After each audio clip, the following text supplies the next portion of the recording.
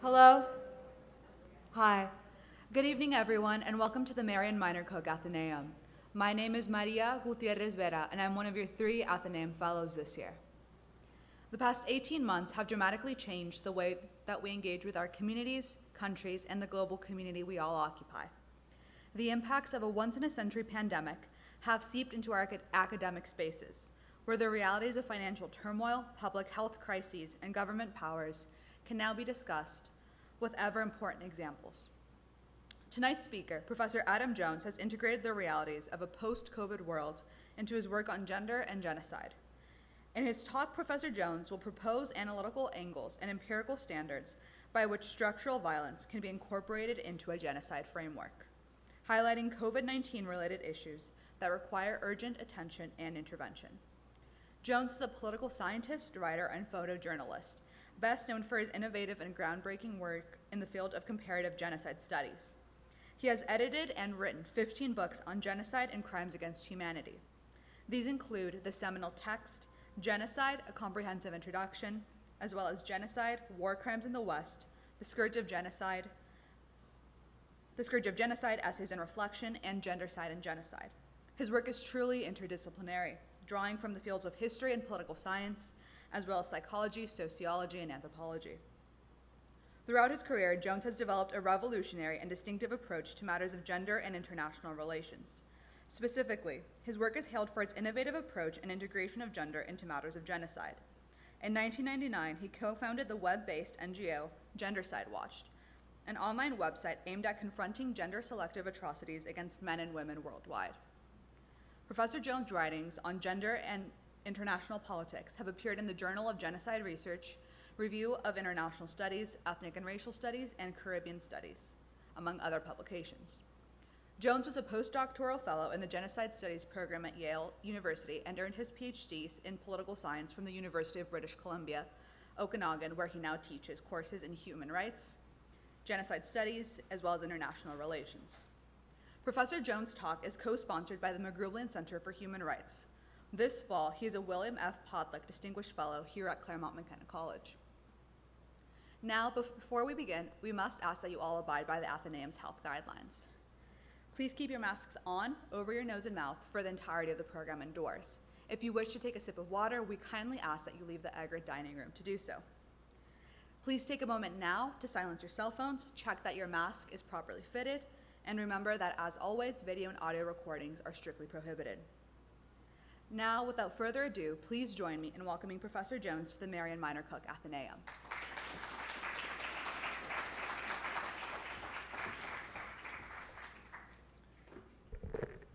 Thank you very much, Maria, for that generous introduction. This is actually the second Athenaeum talk that I've had the honor of delivering. The first was as a guest speaker a couple of years ago. This time I'm pleased to say that I'm back at Claremont McKenna for a full semester with the McKenna Center for Human Rights and under a William F. Podlich Fellowship. I'd just like to begin by thanking the institution and my friends Wendy Lauer and Kirsty Zitar at the McKenna Center who have made me feel very welcome. I'd like to offer some thoughts today about the crisis in which we find ourselves, at least this particular crisis. There seem to be no shortage of them these days, and to ask how it is that the parameters of a crisis and the experience of a crisis can encourage us to take a step back from our normal perceptions of social affairs and perhaps see a little bit more clearly some of the fault lines and stresses and structures that are underpinning day-to-day life. And I think the era of the COVID-19 pandemic is no exception in this regard. What I'd like to do is talk about a number of themes and subjects related to this, placing them in the broader context of some notable transformations in this field that I specialize in, comparative genocide studies. And my intent here, as with much of the work that I did earlier on gender and genocide that Maria mentioned, is not so much to propose what we should think, but to suggest perhaps some things that we should think about, and to propose some ways in which we might approach thinking about them. It is inherently a kind of preliminary and provisional exercise, and I would ask you to keep that in mind, that I am not here to pass final judgment on whether, for example, a particular aspect of the COVID crisis qualifies as genocide or not. I think particularly when we move into this realm of structural violence, the answer to a question like that is often, it depends. And it depends on what? Well, what is your understanding and interpretation of genocide? Those of you that have looked at my textbook will remember there's 3.5 pages in there of alternate scholarly definitions of genocide, different from the original one by Raphael Lemkin and different from the canonical legal one of the United Nations Genocide Convention. So particularly when one moves beyond the events, historical events that have traditionally been classed as genocides and that make up the canon of genocides, principally 20th century cases, from the Armenian genocide through the Jewish Holocaust, through Cambodia, through Rwanda. That is the traditional way that genocides have been approached and studied. And one of the tendencies that I'm drawing upon in this talk tonight is a gradual move away from depicting genocides as always and only events. Okay, so maybe the Jewish Holocaust started in 1933, maybe it started in 39 or 41, depending on your interpretation. It ended in 1945. And there is a discrete and relatively coherent case for us to study. What about when we ask, if it is the case that our interest in genocide is not a purely intellectual one, and I think for very few people is it purely intellectual, it's also an ethical conundrum. And it is also a point of mobilization and advocacy to try to bring change, to intervene, to prevent, based upon a concern and a conviction that the destruction of human populations and human groups is a bad thing and should be stopped. Not to put too fine a point on it. So the question then becomes, why would we limit ourselves to discrete, time-bound cases of concentrated mass killing? And again, the Holocaust is probably the best known and most typical example in many people's minds. If our concern is mass death, mass destruction of human life and human potential, how can we turn a blind eye to structural and institutional forms of violence? And I'm drawing here on Johan Galtung's, sorry, that's misspelled, Johan, one N, Galtung's definition of structural violence, 1969, where he classes violence in general, defines it as the avoidable impairment of fundamental human needs, and then says, with regard to this new concept he was coining, structural violence, the distinction is between violence that hits human beings as a direct result of actions of others, and violence that hits them indirectly because repressive structures are upheld by the summated and concerted action of human beings. This is a paradigm shift in many ways for thinking about violence. The context of violence, the forms that it takes, what does it mean to be perpetrator and victim in cases of structural violence? How widely do guilt and complicity in structural violence extend? Now, this, I think, is something that has always been present in framings and critiques of genocide studies, going all the way back to the founding father of the field, Raphael Lemkin, who invented the word genocide and put forward the first definition, which you see excerpted here. And it's a somewhat different definition than the United Nations Genocide Convention, also somewhat different than stereotypical interpretations of what genocide is, because Lemkin defined it as a coordinated plan of different actions and focused on, look at these underlined phrases, the destruction of essential foundations of the life of national groups. The destruction of the personal security, liberty, health, he goes on to say dignity, and even the lives. Note that physical killing only comes in at the end of his list there. It's a fundamentally sociological understanding, not only of genocide, but of what is destroyed in genocide.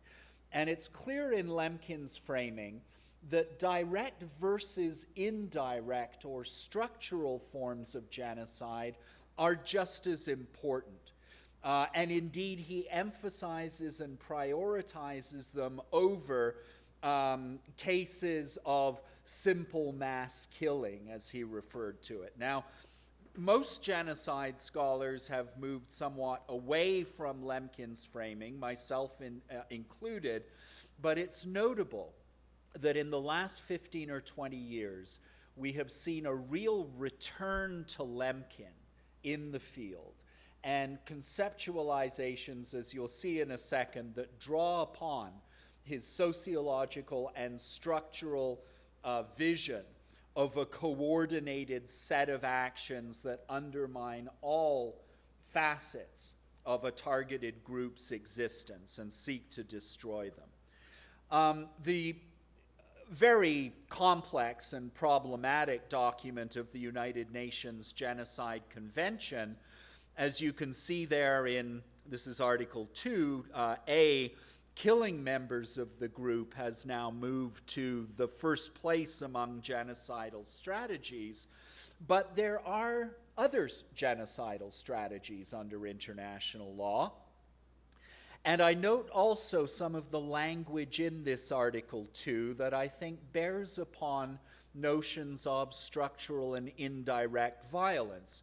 First of all, the idea that genocide can be committed in time of peace or in time of war. It doesn't need to look like an armed clash or a mass execution squad in order to qualify as genocidal. Any of the following acts committed with intent to destroy in whole or in part. We could spend the next 3 hours talking about the complexities of that phrasing, but any of the following acts with intent to destroy. There is a wide range of acts, and destructive intent is the point by which they are gauged. And then we have Articles 2B, C, and D, in all of which I think structural and institutional forms of violence can be encompassed. Serious bodily or mental harm, not just physical killing. Article 2C, my favorite phrasing in the convention, I think very eloquently put, deliberately inflicting on the group conditions of life calculated to bring about its physical destruction in whole or in part. Conditions calculated.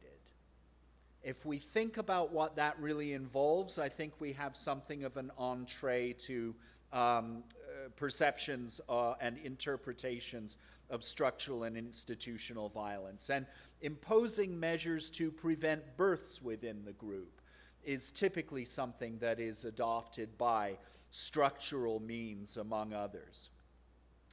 There are a number of scholars over the years, going back to very early in genocide studies, that I think have pointed towards this more expansive and structural understanding of genocide. I can only invite you to check out these scholars' work for yourself. I don't have much time to focus on it, but Dr. Lauer was mentioning this book in her class last week, and I had read it. It made me go back to it in my mind. At Rubenstein, he just passed away, age 91, I think, in June of this year, and was the first, I think, to theorize this strand of surplus populations and the way that mass killing, mass destruction of life resulted from convictions that certain populations, be they indigenous people, be they the Irish during the potato famine of the 19th century, the Jews in Europe, are viewed as superfluous and viewed as disposable. And that's a theme that I want to come back to, and that I think accounts for a great deal of mass mortality in history. One of your great Los Angeles scholars, Mike Davis, you may know of his books about LA, City of Courts and Ecology of Fear. Ecology of Fear, the title probably gives you a sense that he's interested in structural and environmental forms of violence, but this book on late Victorian Holocausts, by a guy who does not define himself as a genocide scholar per se, has caused a major reassessment, I think, in the field. And it is a study of manipulated famine under the British Empire in particular. And manipulated famines throughout history, think of Ukraine, think of Ethiopia, think of the British in the 1940s in Burma, account for death tolls that are matched by only the most gargantuan of genocidal events as traditionally understood. And Davis, I think, opened us up to that. Mark Levine and Danielle Conversi in recent work have been focusing on the particular vulnerabilities of indigenous peoples, and I think the growing prominence of indigenous peoples in genocide studies, an understanding of genocide in their cases as a process rather than an event, and a process that can take place over hundreds of years and may still be going on today. Likewise, I think we're talking about a predominantly structural and institutional critique, and how institutions reproduce themselves across generations with the same destructive effects towards the targeted group. And as you can see, Levine and Conversi argue that genocide is a byproduct of the modern international political economy and represents an ongoing structural violence rooted in the fundamental assault on subsistence societies, which characterizes the modern era. Three more recent books that I think are worth following up and show how this critique, and in particular studies of environment and climate change, are now moving to the forefront of genocide studies, thanks to scholars like Alex Alvarez, Jürgen Zimmerer, and I have not read this book on the right yet. In fact, just came across it yesterday, but Emanuel Kreika, Environmental Warfare is a Crime Against Humanity and Nature. Could I also take that 1 second to put that concept of crimes against humanity on the table? I don't have time to talk about it in detail, but it is a separate legal tradition from the Genocide Convention. In a nutshell, to commit crimes against humanity, you only need to target civilians. You don't need to target people on the basis of actual or imputed group identity, as in the case of the Genocide Convention.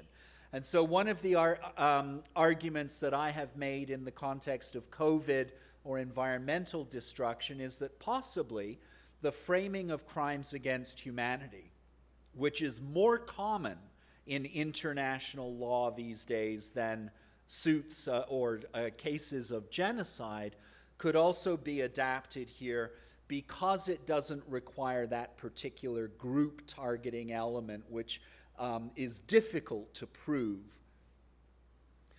Anyway, a very significant set of scholars. I would mention one new scholar in the field, Jeffrey Bachman at the American University. If you Google his name and try to follow up some of his recent articles, he has been looking at quite substantial cases of rather traditional proxy wars around the world, notably in Yemen, and looking at the way that great powers have been complicit in these genocides and the way that much of the extermination of the Yemeni population has been accomplished by structural means, particularly imposed famine and denial of health care.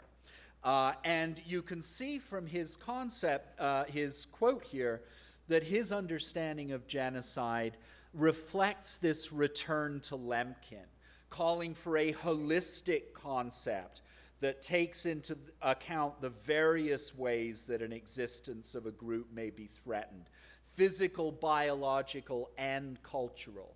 And this is Bachman's main theory, and applying it also to the idea that a genocide need not be something immediate and time-bound, but can be perpetrated over a multi-generational period of time. Sorry, what did I do there? Okay.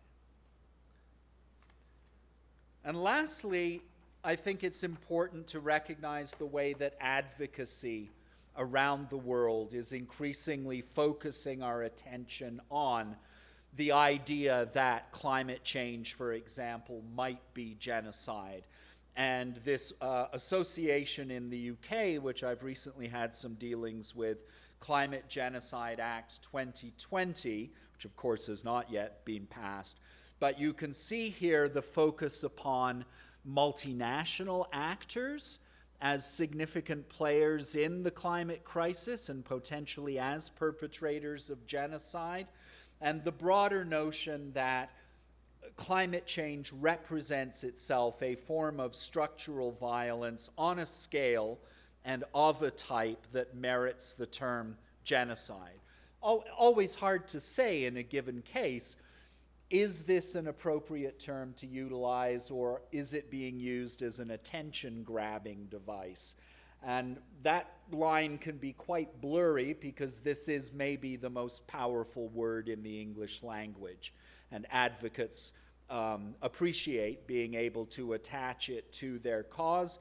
In this case, clearly the kind of mega-death that is being talked about from climate change would certainly seem to satisfy most people's scale requirements for genocide, at least.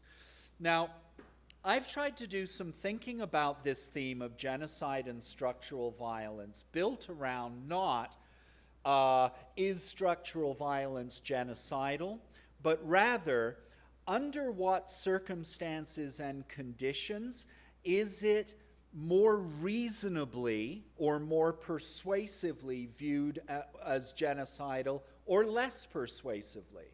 And in this volume, New Directions in Genocide Research, with the chapter that I just had up on the screen, I advanced a basically Galtungian framing of structural violence, background features of social relations, arguing that all violence by definition is the product of human agency, and that therefore such agency underpins structural violence and may contribute to satisfying the intent requirement of the Genocide Convention and most scholars' understanding of genocide.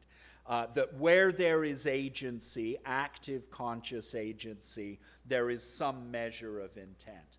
And so, without going into these in detail, I work towards in this chapter some tests that we could apply in a given alleged case of structural violence to see how appropriate it might be to apply a genocide framing to it. And you can see from 1, 2, 3, and 4 across the top in italics that I'm focusing on issues of how reliable is the evidence? Can we discern a causal chain, preferably a shorter rather than longer one, a more diffuse one? What is the level of actors' awareness of the consequences of the policies they're implementing? That can be high or medium or low. And also, what is the degree of agency and voluntarism among victims? That might seem a little bit weird, but when you're talking about things like, I don't know, the tobacco industry, for example, there is a sense in which people choose to smoke in a way that they don't choose to be genocided, right? There is an element of individual voluntarism there that I think should be factored into an ethical assessment of wrong or of harm.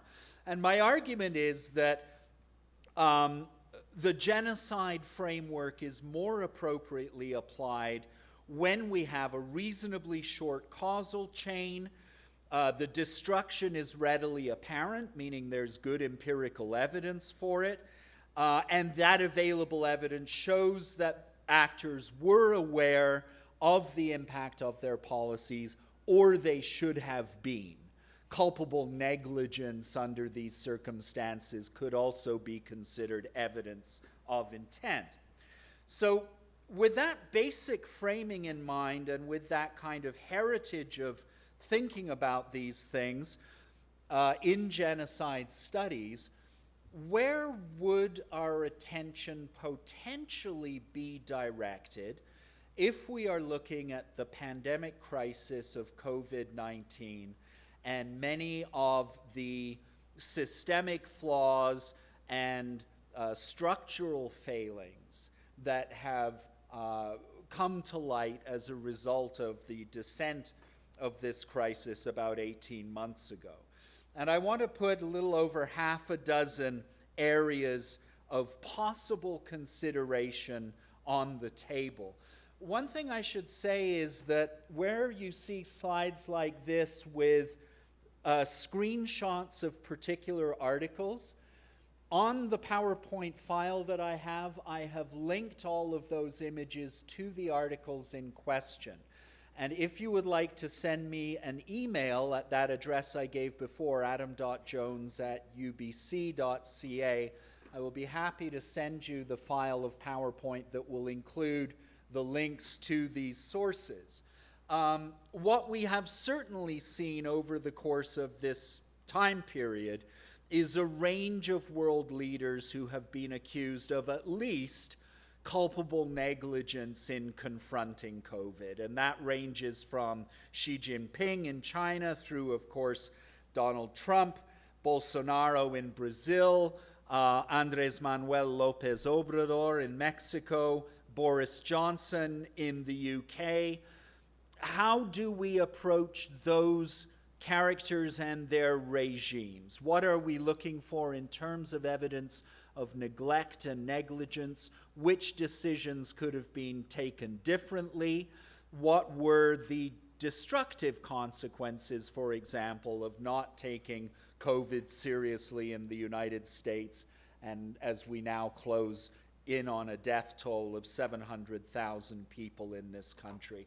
So in some ways, this is a rather typical genocide question, genocide studies question to ask and approach to take. You look at the leaders, you look at their actions of either willfully committing atrocities or being culpably negligent, and you make a case for crimes against humanity or genocide accordingly. One that I think has really come to the forefront of the discussion and the debate at the moment, as we are all discussing whether we should have third booster shots for our 2 shots, and remembering that on the continent of Africa, for example, we currently have a vaccinated rate of 2% across the entire continent. When I mentioned before that getting into framing of structural and institutional violence complicates our understanding of perpetration and the diffusing of complicity throughout a population, it is worth asking if global inequities in vaccine supply and PPE equipment deserve indeed the language of crimes against humanity or genocide. Who is the perpetrator and who is complicit? I've had both my shots. I'm willing to bet most of you in this room have had yours as well. And that puts me, I think, in something of an awkward position because I leveraged the privilege that I have as somebody from the global north and first in line for vaccines. I think it is fair to say that on an ethical level, at the very least, now is the time to turn our attention to the rest of humanity. And there are some moderately encouraging signs that key figures of leadership are beginning to feel somewhat shamed by the obvious and glaring inequalities in global distribution. Shaming is typically a good advocacy strategy, and it may lead over time to some redress in a situation that, as it stands now, is one of the best illustrations you will ever see of the structural inequalities between North and South in the world. We know they're there. We know this thing called inequality exists.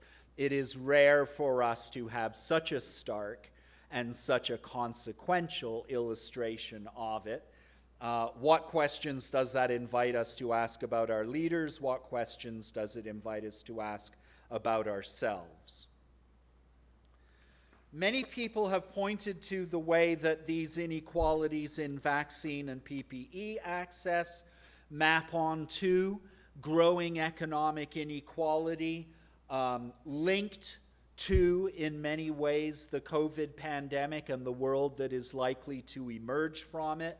What will that world be? Will it be one that, as the New York Times author here suggested, will be more unequal than ever? If so, who allowed that to happen? I presume the answer is all of us to some extent. And what are we going to do about it? And how can that tendency towards growing inequality, if one can show that it is indeed empirically sound, can be confronted?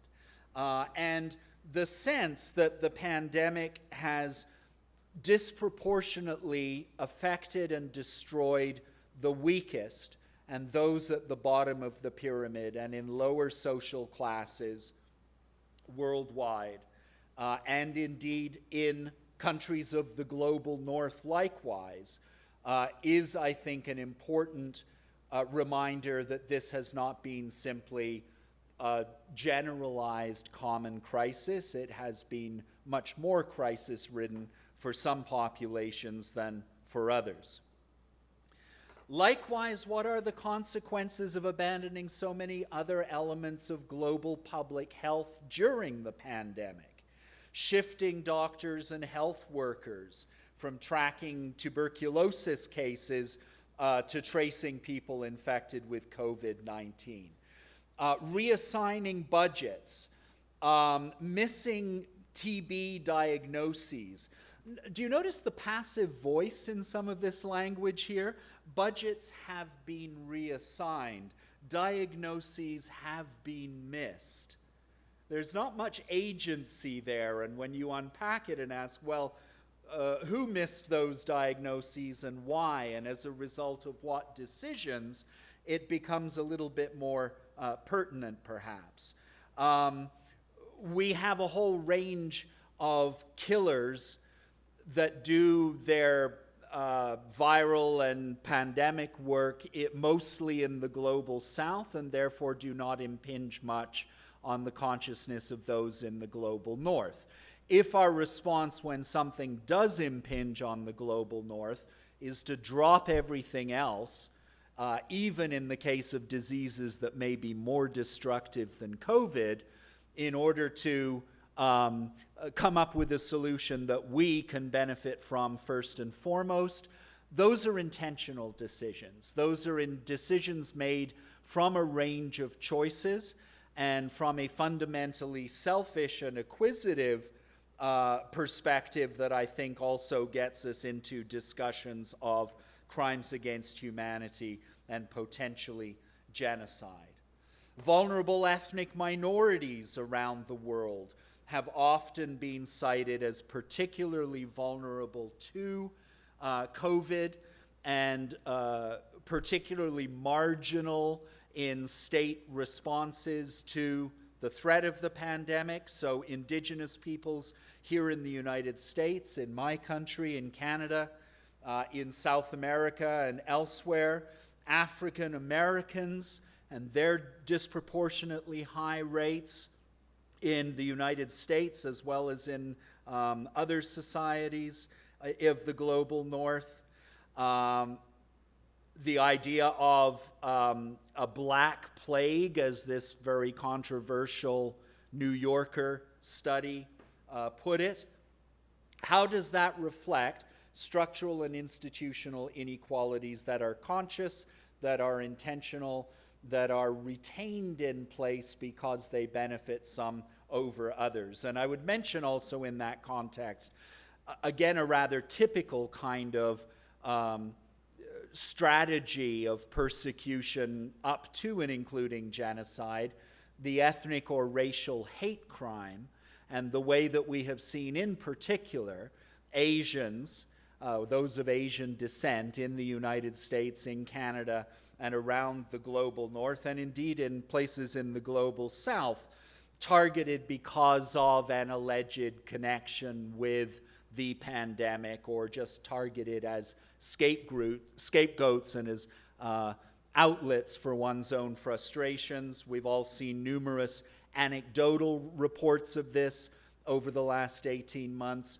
Cumulatively, can we talk about this as a crime against humanity or as acts of genocide, at least to the extent that they are severely injurious or fatal?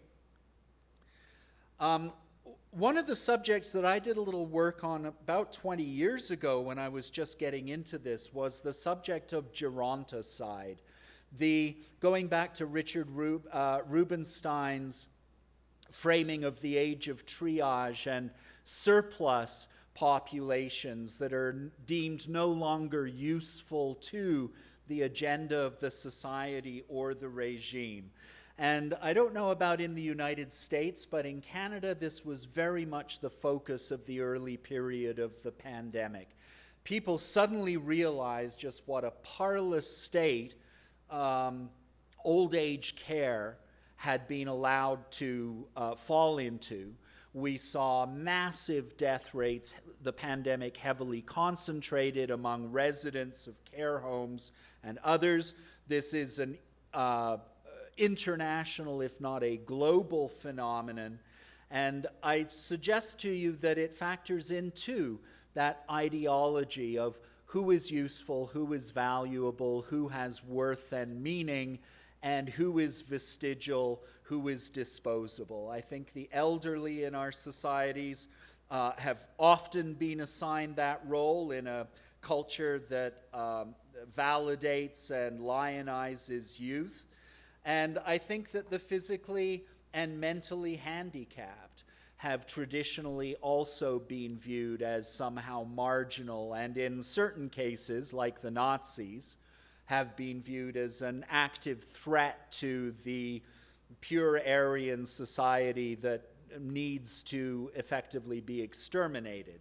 We are not at that level yet, but to what extent are some of the decisions, for example, this controversy in the UK as to whether do not resuscitate orders were being officially or unofficially circulated in hospitals to disfavor the physically and mentally handicapped under a guise of previously existing conditions and so on. I think we have pointers towards another group that is typically far from our consciousness and often very vulnerable to institutional threats of this kind. And in Canada, likewise, and that image on the right is from British Columbia, but I've been reading a lot of reports from San Francisco, Portland as well, drug overdose deaths. In British Columbia, year to date, as of June, there were more people dead of accidental opioid overdoses than everyone who had died of COVID-19, plus everyone who had died of homicide, plus everyone who had died of suicide, plus everyone who had died in automobile accidents.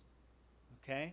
And it was something that it is something that you read about every few months. Oh, levels still very high for opioid deaths. Why? Well, social services are being withdrawn. Conscious decisions are being made, for example, in my country, to keep liquor stores open, because those are, of course, a social need or socially essential, but to close safe injection sites or to radically reduce staffing and availability.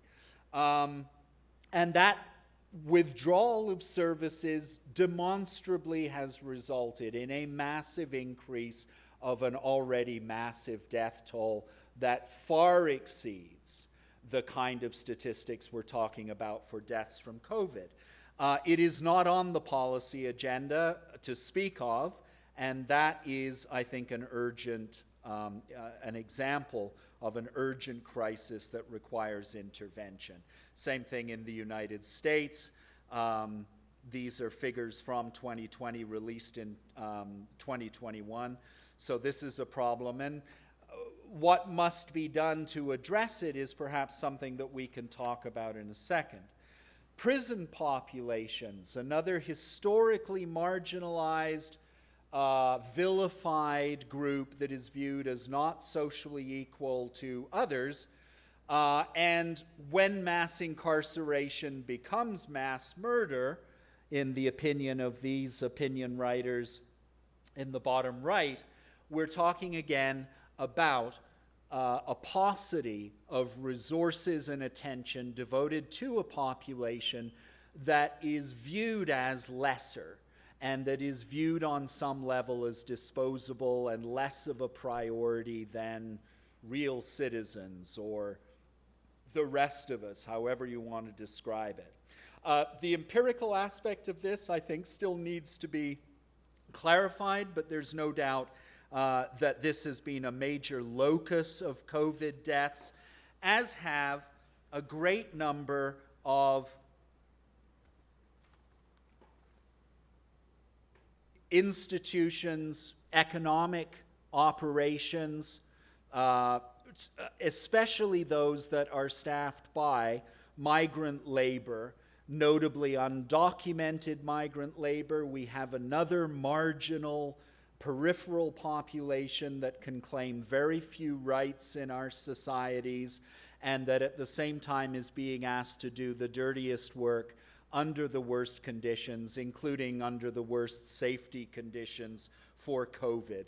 And when we talk about meatpacking plants, when we talk about construction workers in the Arabian Gulf, for example, we see populations that have been dramatically affected and disrupted and destroyed by the COVID virus without the kinds of interventions by those in positions of authority over them to protect them from this. Again, general questions must be asked about how extensive is the complicity here, because most of us are buying meat that comes from these plants.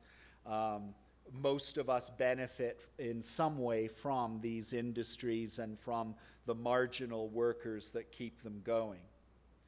What about misinformation and disinformation? Under the Genocide Convention, inciting genocide is considered to be one of the crimes punishable. To what extent does maliciously disseminated disinformation contribute to, as Biden said some time ago, social media killing people? Where does the responsibility lie for those who control the means of information and its dissemination in our society? And what kind of harassment and violence does this lead to?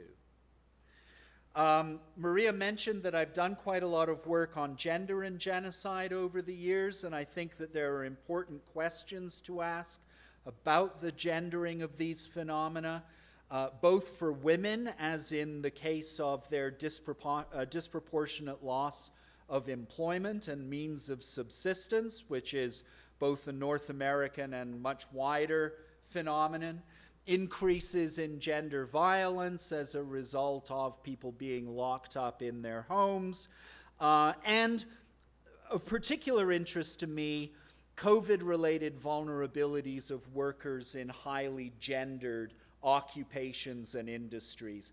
Think of those meatpacking plants, for example, undocumented agricultural workers, care workers, hospital workers. Typically, this maps, not perfectly, but significantly, onto gender identity, delivery workers, container shipping. And we have seen again and again reports of people in particular occupational areas being disproportionately targeted by COVID and disproportionately vulnerable given the absence of intervention to protect them. And I think that brings up, moving towards the close, to the idea of intervention and prevention. In genocide studies, we tend to think of it as, oh, a genocide has broken out. Do we send in the Marines? Or do we send in the African Union peacekeepers? It's an event-based understanding. It is very often a military or quasi-military response that is being called for. What about in cases of more diffuse structural and institutional violence? I think our understanding of intervention and prevention needs to be adjusted accordingly. We need to focus at the level of government monitoring and regulation, and as citizens to ensure that it is being well monitored and regulated. We need to pay attention to the role of whistleblowers as interveners in significant cases of abuse or even atrocity. Scientific research as a way of understanding better problems and intervening more effectively, for example, in an area like disability and COVID vulnerability. Issues of paid sick leave as policy would be a form of intervening to reduce the number of infected people who feel obliged to show up for work because they have little choice from a subsistence perspective. Do we need to think about new international instruments and mechanisms, like a convention on public health equity, for example, to which countries could sign on? What are the implications for the rights of migrant workers and the undocumented? Helping them also is a means of intervening in their special vulnerability to this pandemic.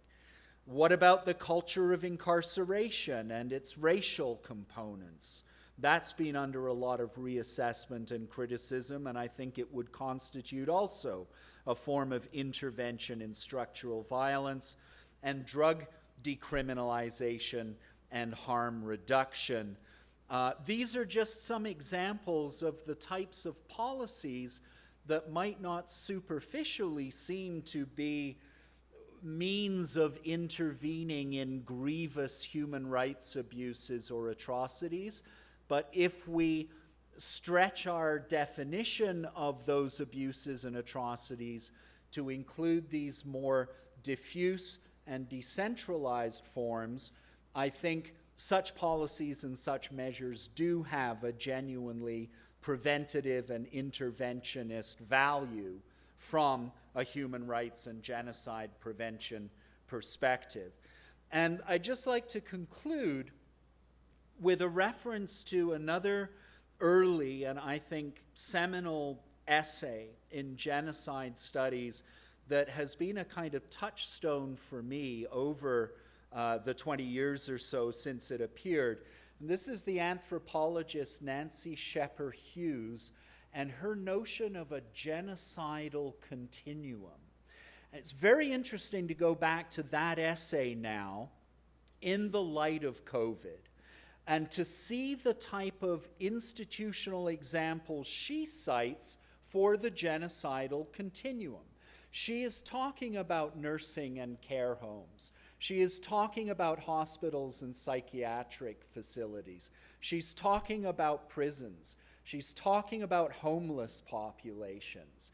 She's talking, in a Richard Rubinstein sense, about those populations that are deemed to be marginal and of little value. And her argument is that our treatment of these populations and our complicity in destructive policies towards them might not always look like genocide. It might not yet be genocide or a crime against humanity, but it's on the spectrum, you might say. It is a harbinger. It's something of a canary in a coal mine that ideologies and patterns of thought and policy making are taking root that can have profoundly deleterious consequences. And so her invitation in crafting this concept of a genocidal continuum is, don't think that genocide and crimes against humanity are always something that happens over there, done by people who don't usually look very much like you or come from countries that don't much resemble yours. These mentalities, these assumptions, these prioritizings of those who hold value versus those who are deemed marginal or valueless are in every society, and they are around all of us, and we participate in them and maintain them subtly or overtly every day of our lives. And I think a greater attention to the way that many of the founding ideological assumptions of genocide about who matters and who doesn't need to be reassessed from this broader perspective that includes structural and institutional violence, and that we also need to get away from our comfortable conviction that perpetrators are always safely distant from us, and to recognize the way that these structures and institutions permeate all of our societies during pandemics and beyond. Thank you very much. I'll finish there.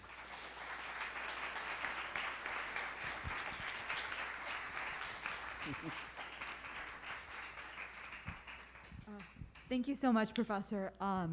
If anyone has questions at this time, please line up behind one of the two microphones here at the front of the room. In the interest of COVID protocols, please make sure to keep space between you and the person behind you, and try to keep about 3 to 4 people behind a microphone at a time.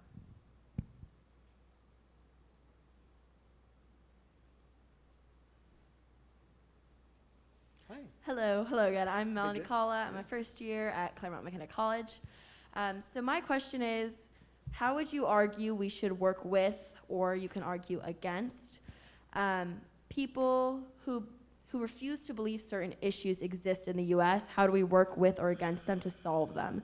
For instance, the lack of rights for indigenous people, or people who believe the number of COVID-19 deaths are exaggerated, or people who don't believe in climate change or the impacts of climate change specifically on BIPOC communities. Yeah. It's a massive, massive task. It is maybe a little bit more complicated in a case of a scientifically grounded crisis like COVID-19 versus, let's say, a historical issue like genocide against Native American populations. The people who might be most appropriate to counter those mentalities might be subtly different. Do you see what I'm saying? That there might be a greater role, let's say, for genuine expertise in cases that are more scientifically grounded. I think a great deal of this, I look in the final chapter of my textbook at strategies of prevention and intervention, and I adopt a kind of tripartite approach to that, which is individual, nation-state level, and international/global. And of course, all three of those levels and the component actors will differ depending upon which level of analysis. But let's maybe go for the one closest to home, which is the individual level. And I think education is really important. And I think that there is generational evolution in educational curricula and understanding. So that, for example, when I went to elementary and junior school in Canada, the image and understanding of the Native Canadian experience at that time was vastly different than it is today. The whole society, although it has a long way to go, has been notably conscientized over the last 20 or 30 years by indigenous mobilizations, by scholarship, by levels of government, by legal actors, many others. All of them have intervened. All of them have engineered a notable paradigm shift, I think, in Canada's thinking about its past and about its responsibilities towards its indigenous population. And we are all educators as well, whether we are parents or whether we are members of peer groups. We can all play that role. It's not necessarily a very comforting role to have to play sometimes, to tell a friend that they're out of their mind. But it's possible. It's necessary to some degree, nicely if possible.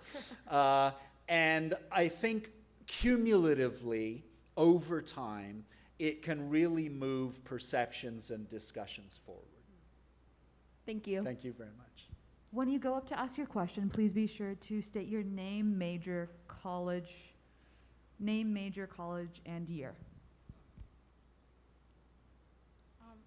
Hello, Professor. Hi. Thank you so much for being here. That was a really informative talk. Thank you. My name is Nadine. I'm a sophomore. I'm studying international relations and public policy.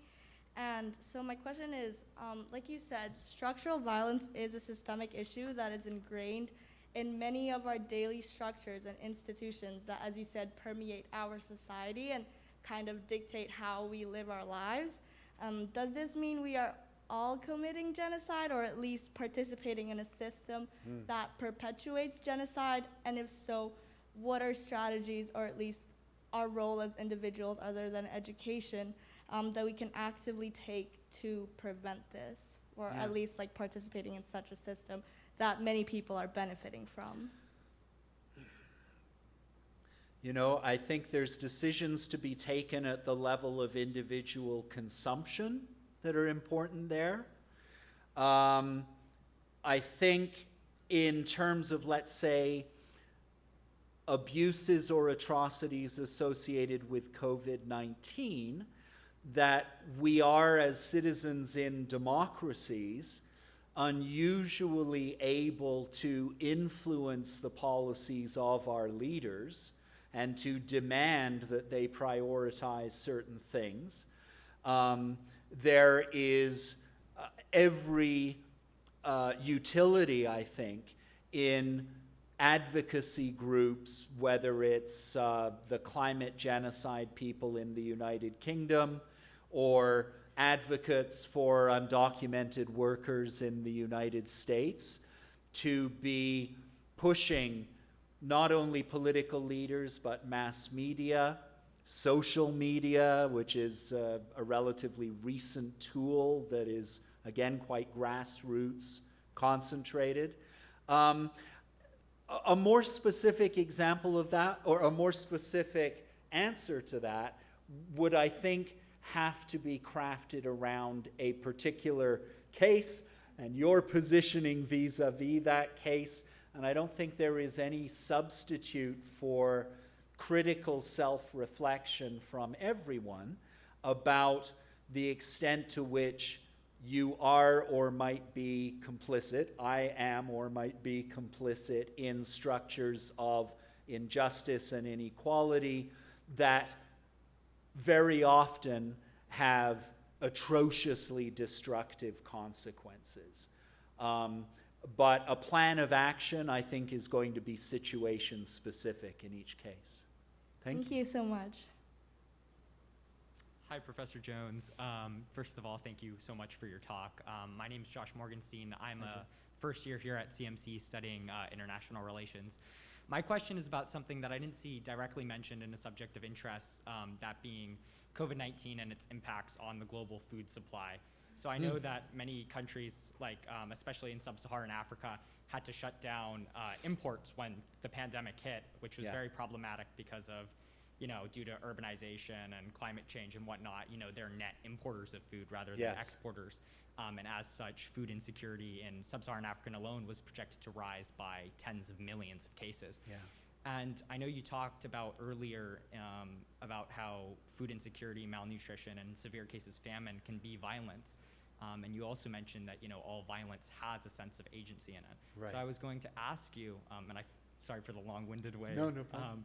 of going about this, but I was asking you, in such a situation where imports get shut down due to COVID-19, is there a sense of agency and complicity? I mean, does Western powers or the global North, do they bear any sort of ethical obligation to countries that have been wreaked by their own colonization in the past? Do they bear any sort of obligation to help out countries with food shortages? Great question, and it allows me also to say that I by no means mean that little list that I put up just now to be exhaustive in any way. And you have brought out, I think, another real potential implication. Where does that come from? How did so many countries come to be so dependent on food imports?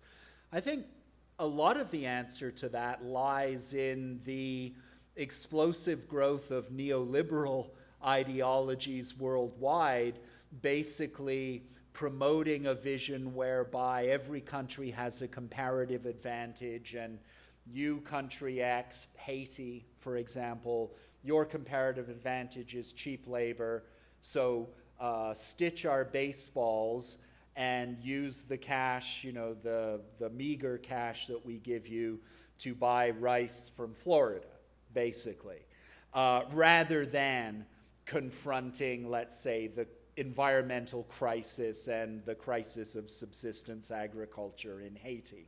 And so looking forward, which is the only direction we can meaningfully look to make a difference, I think not only vulnerable countries in the global south, but just about every country in this globalized production and distribution system is now having second thoughts about the monster they've created.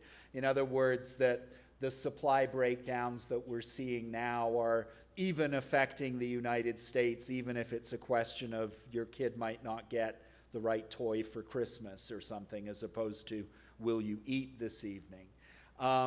There is, therefore, I think, a sense of the pervasive instability and fragility of that system, and how not much has to go wrong for it to fall apart in a way that can render entire populations suddenly extremely vulnerable. I would say that you need, yes, to recognize historical responsibilities in cases like that in the short term you may well need to be thinking about, a kind of Marshall Plan type of contribution to subsistence in coming years and decades. More generally, what can we do to make societies all around the world more robustly able to withstand shocks like this to the system? And I think that would call into question many of the ideological and institutional underpinnings of the present neoliberal order. It's time to change that. Thank you, Professor. Thank you. Yes, sir. Hi, my name's Daniel. I'm a sophomore at CMC, and I'm studying economics. Thank you. Great talk. Thank you. It's really, really interesting. And I was just interested in asking about the responsibility of the IMF or World Bank, particularly at a time like this, because there is crisis. Particularly, there's some sort of loans or like stimulus packages that they might give to countries, especially developing countries. And on the one hand, it adds to the problem they have on their debt crisis. But on the other hand, if you don't sort of give them that option of getting more funds, you're basically leaving them alone at a time of crisis. Yes. So they're at a crossroads and an ethical dilemma, and sure, what is the implication of that? Really good point. And one thing maybe I should say about that neoliberal order is it also gets combined with things that have nothing to do with liberal economics, such as the embargo against Cuba, for example, or the economic measures against Venezuela or Iran. And denial, having locked these countries into the position where their comparative advantage in the neoliberal order is selling their raw materials, you then say, oh, sorry, you can't sell your raw materials, or we're going to heavily restrict how and when and to whom. That is the type of measure that when an even more generalized crisis hits can be absolutely devastating. And what Cuba is going through right now and what Venezuela is going through right now is by no means merely a result of those foreign actions and restrictions, but to the extent that we see countries and actors behaving in such a way, imposing sanctions that really do affect the ability of the society to function and subsist, there is a really good example of something that could be lifted within 24 hours effectively and could make a difference and is purely a matter of political will and, in the case of Cuba, kind of time-honored tradition, right? But where fresh thinking is clearly called for. IMF and World Bank, I would say, are at the very top of international institutions that need a substantial rethinking of their priorities and their ideologies coming out of this crisis. And I would say that both of those institutions have shown a certain ability to adjust and change over the past few decades, increasing attention to environmental factors in their lending, for example. So I think it's disempowering to set up an image of these governments or multinational institutions as just being impervious to change or control. They are also agents who are subject to being shamed and reshaped to a certain extent. Thank you. Please join me in giving Dr. Jones a warm round of applause. Thank you, everyone.